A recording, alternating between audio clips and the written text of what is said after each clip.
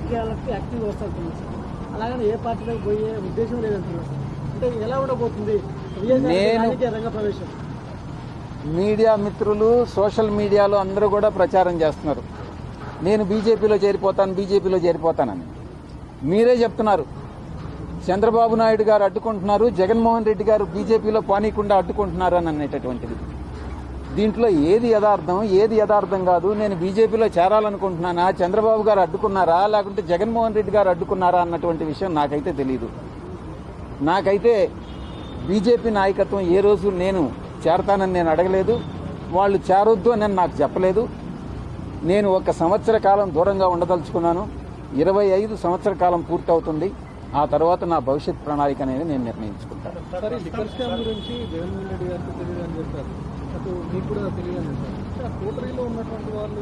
నేను ఫస్ట్ మీటింగ్లో మీడియా మిత్రులకే చెప్పా, కర్త కర్మ క్రియ రాజ్ కసిరెడ్డి అని. రాజ్ కసిరెడ్డిని అడిగితే సమాచారం దొరుకుతుందే కానీ జగన్మోహన్ రెడ్డి గారిని అడిగినా కూడా తెలియదు, నన్ను అడిగినా కూడా తెలియదు, మిథున్ రెడ్డిని అడిగినా కూడా తెలియదు. కర్త కర్మ క్రియను మాత్రమే అడగాలి. అధ్వానంగా ఉంది. టీడీపీ ప్రభుత్వం అధ్వానంగా ఉంది. పక్షపాత ధోరణి, కుల వివక్షత, అసమర్థత, వీటిదన్నిటితో కలిపి ప్రజలలో ఉన్నటువంటి అసంతృప్తి, ఇవన్నీ తెలుగుదేశం పార్టీ, చంద్రబాబు నాయుడు గారు ఒక సీనియర్ లీడర్, ఆయన అర్థం చేసుకుని ఆయన రెక్టిఫై చేసుకుంటే బహుశా అధికారంలో కొనసాగుతారేమో కానీ లేకుంటే ఆయన అధికారంలోకి తిరిగి వచ్చేటటువంటి అవకాశమే లేదు.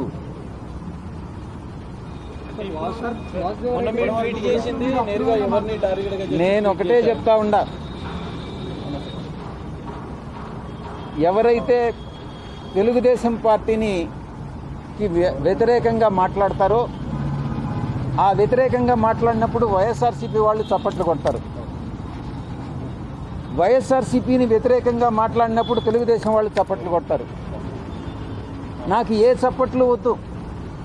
మధ్య మార్గంగా నేను ఒక దారిని ఎంచుకోదలుచుకున్నా. నా దారే నేను రహదారిగా చేసుకుంటా. అంతేగాని తెలుగుదేశంలో కానీ అటు వైఎస్ఆర్సీపీ నుంచి చప్పట్లు కావాలని నేను కోరుకోవట్లేదు. మీరే చెప్పండి సలహా. మీరు చెప్పినట్టుగా వైఎస్ఆర్సీపీ రాజకీయ ప్రణాళిక సరిగ్గా లేదు, ఇలానే ఉంటే రాజకీయంలోకి మళ్ళీ వచ్చే అవకాశం లేదని చెప్పి, అంటే గెలుపులోకి వచ్చే అవకాశం లేదంటారు. మరి కూటమి ప్రభుత్వం ప్రజెంట్ టీడీపీ ప్రభుత్వం అధ్వానంగా ఉంది అంటున్నారు. మరి నెక్స్ట్ ఎవరు వచ్చే అవకాశం ఉందని మీరు అనుకుంటున్నారు? ఇది మరి ఏ ఇతర రాజకీయ శక్తి కానీ బీజేపీతో కలిసి పోరాటం కానీ చేయగలిగితే, నరేంద్ర మోడీ గారు ఈరోజు ప్రపంచంలోనే ఒక మంచి ఉత్తమ ప్రధానిగా, అటు దేశీయంగా కానీ అంతర్జాతీయంగా కానీ ప్రతి ఒక్క విషయంలో కూడా ఆయన చాలా చాలా చాలా సమర్థవంతంగా ఆయన హ్యాండిల్ చేస్తూ ఉన్నారు. ఆంధ్ర రాష్ట్రంలో కూడా అటువంటి ఒక రాజకీయ శక్తి ఉద్భవించగలిగినట్టయితే తప్పకుండా బీజేపీ, దాని మిత్రపక్షాలు, తప్పకుండా తెలుగుదేశం కాదు. ఎందుకనంటే ఈ వచ్చేటటువంటి బ్యాడ్ అంతా కూడా తెలుగుదేశంతో వస్తుంది. అవకాశం ఉంది అని నేను భావిస్తా ఉన్నా వ్యక్తిగతంగా. అవకాశం ఉంది అని అంటే రేపు రాజకీయ మీ రంగ ప్రవేశం దాంట్లో జరిగే అవకాశం ఉంది. మీరు ఇన్ఫరెన్స్ డ్రా చేసుకుంటే నేనేం చేయగలను? నేను ఈ మాట చెప్తా ఉంటే ఆ మహాతల్లి నవ్వుతా ఉంది. మోడీని నవ్వుతా ఉండవు, నేను చూస్తా ఉంటా. ప్రధాని మోడీని ఆయన అభినందిస్తూ పొగుడుతూ మాట్లాడుతున్నారు, అంటే మంచి ప్రధాని అని చెప్పేసి కూడా పాజిటివ్ గా మాట్లాడుతున్నారు. నేనే కాదు దేశంలో చాలా మెజారిటీ ప్రజలందరూ కూడా ప్రధాని మోడీ గారిని అభినందిస్తా ఉన్నారు. ఇప్పుడు ఏదో ఊహించుకోవడం ఎందుకు? ఒక హైపోథెటికల్గా ఏదైనా వచ్చినప్పుడు చూద్దాం. చంద్రబాబు గారు మీరు అనుకున్నట్టుగా జగన్మోహన్ రెడ్డి గారు ఆహ్వానిస్తారా, చంద్రబాబు గారు ఆహ్వానిస్తారా, పవన్ కళ్యాణ్ గారు ఆహ్వానిస్తారా, లేకుంటే బీజేపీ ఆహ్వానిస్తుందా? లేకుంటే కాంగ్రెస్ పార్టీ ఆహ్వానిస్తుందా, లేకుంటే కమ్యూనిస్టులు ఆహ్వానిస్తారా? వెయిట్ చేసి చూద్దాం, తొందర ఎందుకు?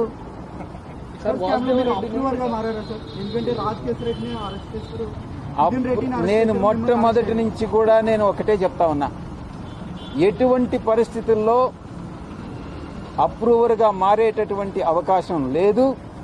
అది నా ప్రాణంలో, నా దేహంలో ప్రాణం ఉండగా జరగదు.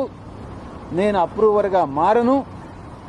ఎవ్వరూ నన్ను, ఏ శక్తి కూడా అప్రూవర్గా మార్చలేరు అన్నటువంటి విషయాన్ని నొక్కి వక్కాణిస్తాను. అదే క్వశ్చన్ కంటిన్యూ. రాజదేవరెడ్డిని మిమ్మల్ని మాత్రమే అరెస్ట్ చేయలేదు కాబట్టి మీరిద్దరే అప్రూవర్ గా మారిపోయారు అనేది. 44 మంది అక్యూజుల్లో ఎంతమంది అరెస్ట్ అయ్యారు? 15 మంది.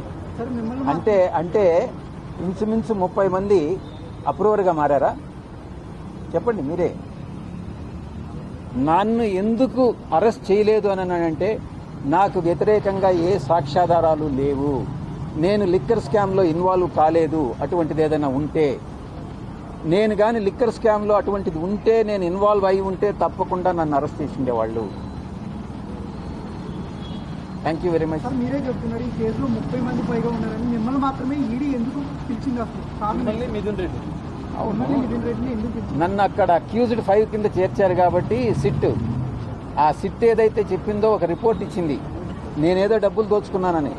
చంద్రబాబు ప్రభుత్వంలో ఉన్నటువంటి ఆ సిట్, వేసినటువంటి సిట్ మనీ లాండరింగ్ కింద ఇన్వెస్టిగేట్ చేయాలి కదా, ఆ ప్రాపర్టీస్ నాయా కాదా తెలుసుకోవాలి కదా. అందుకే చంద్రబాబు గారి ప్రభుత్వం ఒక దుష్ట ప్రభుత్వం, అసమర్థ ప్రభుత్వం అని నేను విమర్శిస్తున్నాను ఈరోజు.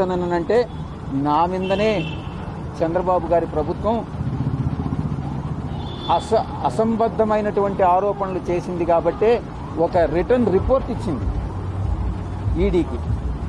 నేనేదో విశాఖపట్నంలో ఆస్తులు దోచుకున్నానని నేను ఛాలెంజ్ చేస్తా ఉన్నా, సిట్ని ఛాలెంజ్ చేస్తా ఉన్నా. ఈరోజు ప్రూవ్ చేయండి, ఆ ఆస్తులు నావే, ఆస్తులకి సోర్స్ ఎక్కడి నుంచి వచ్చింది, నావని కానీ ప్రూవ్ చేస్తే మీరు ఏం చేయమంటే అది చేస్తానని నేను ఈ యొక్క పత్రికాముఖంగా నేను వెల్లడిస్తా ఉన్నా. సిట్ చీఫ్ని ఛాలెంజ్ చేస్తున్నాను, చంద్రబాబు నాయుడు గారికి